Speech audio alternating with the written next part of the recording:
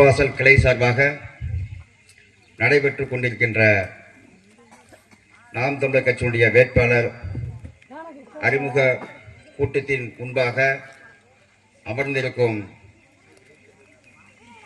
அண்டை தமிழ் சொந்தங்கள் அனைவருக்கும் எனது அன்பு வணக்கம். இந்த கூட்டத்தை பார்க்கும் பொழுது உங்களுக்கு எப்படி தெரியும் அப்படின்னா, அது ஒரு தெருமுனை கூட்டம் அப்படிங்கிற மாதிரி தோணும். நம்ம நாட்டில் மட்டும் இல்லை, இந்தியாவிலேயே இல்லை உலகத்திலேயே கூட வச்சுக்கலாம். ஒரு கட்சி யாரோடையும் கூட்டணி வைக்காம தனிச்சு நின்று 36 லட்சம் வாக்குகள் வாங்கியிருக்கு அப்படின்னா அது நாம் தமிழர் கட்சி தான். அப்ப என்ன சொல்றான், நாம் தமிழர் கட்சி மூன்றாவது பெரிய கட்சி. முதல் கட்சி, இரண்டாவது கட்சி திமுக என்னைக்கா தனிச்சு நின்று தேர்தல் சந்திச்சிருக்கா? இல்லை. அதிமுக தனிச்சு நின்று சந்திச்சிருக்கா? இல்லை. ஆனால் அது எப்படி பெரிய கட்சி ஆக முடியும்?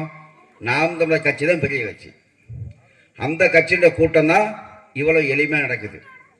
இதே திமுக காரன் ஒரு கூட்டம் போட்டுருந்தான்னு வச்சுங்க, இந்த இடத்துல கூட்டம் போட்டிருந்தா அந்த மேடைக்கு மட்டுமே கிட்டத்தட்ட ஒரு 5 லட்ச ரூபா செலவு பண்ணுவான். அதுக்கு முன்னாடி என்ன பண்ணுவான், ஆடலும் பாடலும் போடுவேன், அதுக்கு ஒரு 50,000 செலவு பண்ணுவான். அப்புறம் என்ன பண்ணுவான், வர ஆளுக்கு எல்லாத்துக்கும் ஒரு 200 ரூபா 200 கொடுப்பானா? கண்டிப்பாக கொடுப்பான். நாம் அப்படி கிடையாது. நாங்கள் எங்கள் கையில் 200 ரூபா போட்டு தான் வந்திருக்கோம். இவ்வளவு சூழ்நிலையும் இவ்வளவு வரைய இந்த முதலைகள், பண முதலைகள் சொல்லக்கூடிய திமுக அதிமுக எதிர்த்து நம்ம தமிழ்நாட்டில் தனிச்சு நின்று இன்னைக்கு போராடுறோம், இவ்வளவு வாக்குகளை வாங்குறோம், வெல்ல போறோம் அப்படின்னு என்ன காரணம்? நாங்கள் ஏற்றுக்கொண்ட தலைமை எங்களுடைய தலைவர் பிரபாகரனுடைய பிள்ளைகள். நாங்கள் கையேந்த மாட்டோம், காசு வாங்க மாட்டோம், தலையே போனாலும் விலை போக மாட்டோம். எங்களை வழி நடத்துறது யாரு? எங்கள் அண்ணன் செந்தமிழன் சீமான். அதனால் நீங்கள் என்ன செய்யணும் அப்படின்னா, தேர்தல் நேரத்தில் எவனாவது காசு கொண்டாந்து கொடுத்தான்னா நீங்கள் தாராளமாக வாங்கிக்கிடலாம், தப்பு இல்லை. ஏன்னா அவன் கொடுக்குற காசு நம்ம காசு தான், நம்மகிட்ட இருந்து வாங்கக்கூடிய வரிகள் தான் அந்த காசு. இப்போ போட பொங்கலுக்கு ஐயா ஸ்டாலின் 3000 கொடுத்தார்ல, அவங்க அப்பா கருணாநிதி சேர்த்து வச்ச காசுல இருந்து எடுத்து கொடுத்தாரா? நம்ம காசு தானே. ஒரு அம்மா கூட வாங்குவாங்க கரும்பு வச்சுக்கிட்டு. ஒருத்தன் கேட்பான், 3000 வாங்கிட்டு போற, திமுக ஓட்டு போடு. ஏன் ஓட்டு போற? இது அவங்க அப்பா வீட்டு காசா? நான் அந்த அன்னைக்கு வரி கேட்டேன், அந்த காசா இது? ஒரு அம்மா சொல்லு, பார்த்துட்டு போயிருக்க செல்ல இல்லைன்னா உங்க பிள்ளைகிட்ட கேளுங்க. அந்த அம்மாவுக்கு உள்ள அறிவு நமக்கு இருக்கணும். இது அவன் காசு இல்லையா, நம்ம காசியா, நம்ம வரி கட்டுற காசியா? அதனால நீங்க நல்லவன் யாரு, கெட்டவன் யாரு, இந்த நாட்டுக்கு யார் வேணுங்கிறத சிந்திச்சு நீங்க வாக்கு செலுத்தணும். ஒருவேளை உங்களுக்கு சிந்திக்க முடியலையா, சிந்திக்கிற நிலைமை இல்லையா, உங்க பிள்ளைங்க இருக்காங்கல்ல, அந்த பிள்ளைங்கிட்ட கேளுங்க. அவங்களுக்கு தெரியும் யார் நல்லவன், யார் ஆட்சிக்கு வந்தா நல்லது நடக்கும் அப்படிங்கிறத நீங்க கேட்டுட்டு நீங்க வாக்கு செலுத்தணும்.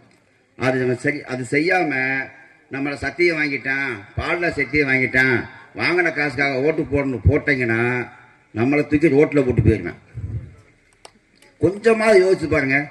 ஒரு சட்டமன்ற இப்போ பரமக்குடி வச்சுக்கோங்க, அதிமுக சொல்லியிருக்கான் 15 கோடி நீ செலவு பண்ணணும், மிச்சம் 15 கோடி நாங்கள் கட்சியிலிருந்து தரோம். அப்போ 30 கோடி ரூபாய் நீ இந்த சட்டமன்ற தொகுதிக்கு செலவு பண்ண அந்த தகுதி இருந்தால் தான் உனக்கு எம்எல்ஏ சீட்டு. ஐயா எடப்பாடி சொல்லியிருக்காரு. திமுக ஸ்டாலின் என்ன சொல்லியிருக்காரு, ஒரு தொகுதிக்கு 100 கோடி செலவு பண்ணாதான் வெல்ல முடியும். ஏன்னா இங்கே போனால் கஞ்சிக்கெல்லாம் நான் கிடக்குறேன், சரக்கை கொடுத்தா சரக்கு விலை போவேன், காசை கொடுத்தா ஓட்டு வாங்க முடியும், அவன்கிட்ட இனமானம் இல்லை, பணத்துக்காக நிற்கிறான், பணத்தை கொடுத்து ஜெயிச்சாலும் சொல்லிட்டு 100 கோடி. நான் கேட்குறேன், நல்ல அப்பன்னு காத்தாக்கு பிறந்த அந்த எம்எல்ஏக்கு நிற்கிறான், அவன்கிட்ட கேட்குறேன், டே நீ 100 கோடி ரூபாய் செலவழிச்சு எங்கள் சட்டமன்ற தொகுதியில் எம்எல்ஏ ஆகி நீ என்னத்தர கொடுக்க போற? இல்லை அவ்வளோப்படி நல்லவனா நீ? 100 கோடி ரூபாய் செலவழிச்சு எம்எல்ஏ ஆகி எம்பி ஆகி நீ மக்களுக்கு எழுத்தலாம் செய்வ? 100 கோடி ரூபாய் செலவழிச்சு நீ 200 கோடி சம்பாதிக்கணும் நம்ம யாருக்கா புரியுதா? ஒருத்தர் 100 கோடி ரூபாய் செலவழிக்க ஆண்டா 200 கோடி சம்பாதிக்க பார்ப்பானா, இல்ல மக்களுக்காக செலவழிக்க மக்களுக்காக நன்மை செய்ய பார்ப்பானா? அதனால நல்லா புரிஞ்சுக்கணும். இந்த ஆதங்கம், இந்த கோபம் எங்களுக்கு ஏன் வருது அப்படின்னா, அவன் சம்பாதிக்கிறதுனால, அவன் கொள்ளையடிக்கிறதுனால நாங்கள் உண்மையும் நேர்மையாக நிற்கிறோம் பாருங்க. எங்களுக்கு என் பிள்ளைங்களுக்கு வேலை கிடைக்காம, எங்களுக்கு வேலை கிடைக்காம, இந்த மண்ணை காக்க, மக்களை காக்க, மரத்தை காக்க நாங்கள் நேர்மையாக நிற்க பாருங்க. எங்களுக்கு கிடைக்கக்கூடிய உரிமை எல்லாம் போயிடும். ஆமாம், என் வீட்டுக்கு வரக்கூடிய சாலை இல்லை, என் வீட்டுக்கு வரக்கூடிய குடிநீர் இல்லை, என் பிள்ளைக்கு கிடைக்க வேண்டிய கல்வி கிடைக்கல, எங்கள் அம்மா அப்பாவுக்கு கிடைக்க வேண்டிய மருத்துவம் கிடைக்கல. கிடைக்குதா? எல்லாம் நல்லா கிடைக்குதா? யாராவது சொல்லுங்க. ஒரு ரோடு போட்டானா 5 கோடிக்கு ரோடு போட்டா 2 கோடி தான் ரோடு போட மிச்சம் 3 கோடி எவன் மேலே போச்சு? 3 கோடி தான் எவன் மேலே போச்சு? யாராவது கேட்டுருக்கீங்களா? இதான் பிரச்சனை. யாரும் கேட்கறது கிடையாது. கேட்டால் நமக்கு தேர்தல் நேரத்தில் 1000 ரூபா கொடுப்பாங்க, அதே இந்த பையன் கெடுத்துக்கிட்டு இருக்கான்னு நினைப்பீங்க. தயவு செய்து சொல்கிறேன், உங்கள் பிள்ளைங்க பேச்ச கேளுங்க. என்னைய உங்கள் பிள்ளைய நினச்சி என்கிட்ட நான் சொல்கிறத கேளுங்க. வரக்கூடிய காலத்தில் தேர்தல் நேரத்தில் எவனாவது வந்து காசு கொடுத்தா சந்தோஷம் வாங்கிட்டு உனக்கு தாப்பு ஓட்டு போடுமப்பு, நீ சந்தோஷமா போப்புன்னு சொல்லிவிட்டு நீங்கள் இந்த விவசாயி ஏழையுடைய சின்ன விவசாய சின்னத்தில் ஓட்டு போட்டு இந்த தங்கச்சியை எழில் இளவரசியை எம்எல்ஏ ஆக்குனீங்கன்னா, இந்த அம்மா ₹1 கொடுக்கல எங்கள் கட்சிக்கு, இந்த அம்மா ₹1 செலவழிக்காது. எங்கள் கட்சியில் வேட்பாளர் ₹1 செலவழிக்கக்கூடாதுன்னு இருக்கு கொள்கையில். எங்கள் கட்சியில் வந்து வேட்பாளர் செலவழிக்கக்கூடாது. வேட்பாளர் செலவழிச்சாங்கன்னா அவங்க சம்பாதிக்கிற எண்ணம் வந்துடும். அப்போ மக்களுக்கு நன்மை செய்ய முடியாது. அதனால வேட்பாளர் செலவழிக்கக்கூடாது. நீங்கள் ஏதோ 5-10 போட்டு செலவழித்து வேட்பாளர் குறிப்பி மக்களிடத்துல போய் சேர்த்துங்கடான்னு சொல்லிக்காருங்க அண்ணே. அதுதான் நாங்கள் இப்போ நடையா வந்து பஸ்ஸில் வந்து உங்களை வந்து நாங்கள் கிஞ்சி கேட்டுக்கிட்டு இருக்கோம். தயவு செய்து ஒரு மாற்றம் வேணும் அப்படின்னா நல்லவன் யாரு கெட்டவன் பார்த்து நீங்கள் ஆராய்ஞ்சு போடணும், ஆராய்ஞ்சு ஓட்டு போடணும். நீங்கள் செய்வீங்களா அக்கா? செய்வீங்களா? கண்டிப்பாக செய்யுங்க. உங்களை நம்பி நாங்கள் நிற்கிறோம். இதே திமுகனா உனக்கு 10 கோடி கொடுப்பியா? தோல் கொஞ்சம் வெள்ளத்தோலா இருக்கா இந்த எம்எல்ஏக்கு? நல்லா ஏசி காரில் வராரா, இன்னோவா காரில் வராரா, அவன்தான் சீட்டுமாங்க.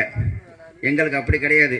அவங்க கருப்பாக இருந்தாலும் சரி, சிவப்பாக இருந்தாலும் சரி, கார் இருந்தாலும் சரி, கார் இல்லாட்டாலும் சரி, வீடு இருந்தாலும் சரி, வீடு இல்லாட்டாலும் சரி, தமிழ் தேசியம் என்ற ஒற்றை வார்த்தையோடு தலைவர் பிரபாகரன் ஏற்று அண்ணன் சீமானுடைய வழி நடந்து மக்களுக்காக சேவை செய்ய யார் வந்தாலும் அவர்கள் தான் வேட்பாளர். அப்படித்தான் தங்கச்சி தேர்வு பண்ணியிருக்காங்க பரமக்குடி சட்டமன்ற தொகுதி. அதனால் வரக்கூடிய தேர்தலில் இந்த 2 மாதம் தான் இருக்குது. தேர்தல் வந்துருச்சு அப்பெல்லாம் வீடு வீடாக கணக்கு எடுத்துருவாங்க. எத்தனை ஓட்டு? 5 ஓட்டா? ஓட்டுக்கு 1000 ரூபா, 5000 ரூபா வந்துடும் உங்களுக்கு. நீங்கள் நல்லா கேளுங்க. இந்த எங்கள் அத்தா அப்பையும் சின்னவன் பெரியம்மா காசு வாங்கத்தான் செய்கிறாங்க இல்லைன்னு சொல்லலை. நான் யோக்கியமாக நான் பேசுகிறேன்னு சொல்லலை. என் சொந்தக்காரன் வாங்கத்தான் செய்கிறான். எனக்கு தெரிஞ்ச அளவுக்கு என் சொந்தக்காரன் 5000 ரூபா வாங்கினான்னா அடுத்த 4 மாதத்தில் வயிற்றால போய் வாயால் போய் காய்ச்சல் வந்து அந்த 5000த்துக்கு 10,000 செலவழிச்சுக்கிட்டு இருக்கேன். காசு வாங்கினோம்னா சொல்கிறேன். இந்த வீணாப்பண பாய் காசை வாங்கினதுனால இந்த நமக்கு வந்துருச்சு. மனசு உறுத்தணும். 5000 கொடுத்துப்பட்டு 5 வருஷத்துல 5000 கோடி சம்பாதிக்கணும் இல்லையா? இல்லையா? நீங்க நியூஸ் பாக்குறீங்களா டிவியில? உதயநிதியோட அப்பா ஸ்டாலின் 30,000 கோடி கணக்கே இல்லாம சம்பாதிச்சிருக்காங்கன்னு சொல்லிட்டு அந்த கட்சியில் உள்ள அமைச்சரே சொன்னாரா? அதனால அவர் தூக்கி வர்றதுக்கு மாத்தினாங்க. அப்ப நல்லா தெரியுது ஆளுங்கட்சியானது மக்களை ஏமாத்துறாங்க, காசு கொடுத்து வாங்கிடுறாங்க, விலைக்கு வாங்குறாங்க தெரியுது. இருந்தாலும் நம்ம ஏன் ஓட்டு போடுறோம்? நமக்கு தேவை அந்த குவார்ட்ரு ஒரு 1000 ரூபாய். தயவு செய்து நீங்க மாத்துவீங்க, மாத்தி நாம் தமிழர் கட்சிக்கு வாக்கு செலுத்துவீங்கன்னு நம்புறோம். நான் நம்புறோம். நிறைய எப்ப பாருங்க நியூஸ் செய்தி போட்டா கொலை. இந்த ஸ்டாலின் ஆட்சிக்கு வந்ததுக்கு அப்புறம் எத்தனை கொலை நடந்திருக்கும்? நியூஸை பார்த்தா எத்தனை கொலை இருக்கும்?